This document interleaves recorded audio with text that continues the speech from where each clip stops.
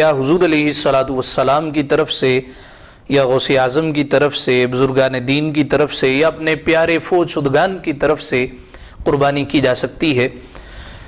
حدیث پاک ہے، حضرت جابر راوی ہیں کہ رسالت مآب صلی اللہ علیہ وآلہ وسلم نے خطبہ ادا کیا، ممبر سے نیچے تشریف لائے اور چھری پکڑی، بسم اللہ واللہ اکبر کہا، اور ساتھ ہی ایک جملہ فرمایا، اللہم ھذا عنی وعن من لم یضحی من امتی، پاک پروردگار یہ قربانی میری طرف سے ہے اور میری غریب امت کی طرف سے ہے، میری وہ امت جو قربانی نہیں کر سکی، مولا قبول فرما لے۔ حضور علیہ الصلوۃ والسلام اپنے غریب امتیوں کو یاد رکھنے والے۔ حضرت علی المرتضیٰ کرم اللہ وجہ الکریم، سنن الترمذی کی روایت ہے، آپ کو دیکھا گیا کہ 2 مینڈے ذبح کر رہے ہیں۔ پوچھا گیا، یا علی آپ 2 قربانی کے لیے مینڈے ذبح کر رہے ہیں جبکہ قربانی کے لیے تو ایک ہی مینڈا کافی ہے؟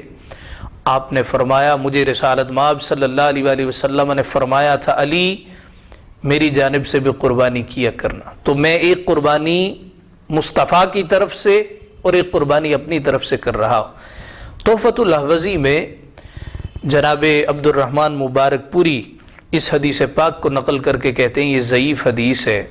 ہاں، اگر انفرادی طور پہ کوئی قربانی کرے تو اس کو چاہیے تمام کا تمام صدقہ کر دے۔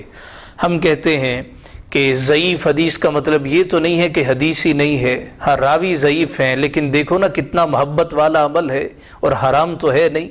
اگر اللہ تعالیٰ نے گنجائش عطا کی ہے، پہلے چونکہ آپ پر قربانی، ہم پر قربانی واجب ہے، پہلے قربانی کا واجب قربانی کا اہتمام کیا جائے گا، پھر اللہ نے وسعت دی ہے تو حضور علیہ السلام کی طرف سے قربانی کی جا سکتی ہے، اور بلکہ کرنی چاہیے۔ ہم نے اپنے بزرگوں کو دیکھا ہے کہ آپ جب بھی قربانی کے لیے جانور خریدتے، 2 جانور خریدتے، 2 کیوں ہیں؟ تو ساتھ ہی کہتے ایک میرے سرکار کی طرف سے ہیں کہ جو نہ بھولا ہم غریبوں کو رضا، یاد اس کی اپنی عادت کیجئے، محبت کی بات ہے۔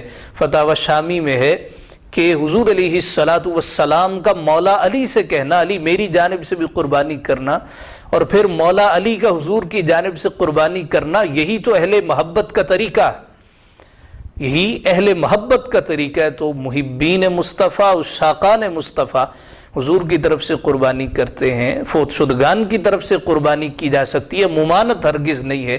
ہاں، اپنی قربانی جو واجب ہے اس کو ادا کیجئے، اور پھر اپنے پیاروں کی جانب سے خصوصاً میرے مصطفیٰ کی طرف سے قربانی کیجئے، پھر دیکھیے اللہ تعالیٰ زندگی میں کیسی برکت عطا کرتا ہے۔